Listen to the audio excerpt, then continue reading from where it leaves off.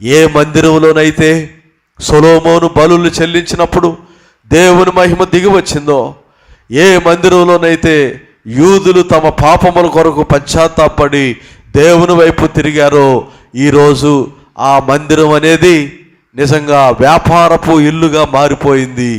యెషయా ప్రవక్త ప్రవచించాడు. ఒకవైపు 56వ అధ్యాయము యెషయా గ్రంథము 5వ వచనంలో చూసినట్టయితే, నా మందిరము సకల జనులకు ప్రార్థనా మందిరం అనబడినని దేవుడే చెబుతూ ఉన్నాడు.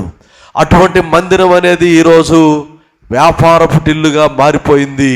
ఈరోజు కూడా అనేక దేవాలయాలు, అనేక సంఘాలు, అనేక సేవలు, అనేక మినిస్ట్రీలు వ్యాపారపు ఇల్లుగా మారిపోయాయి.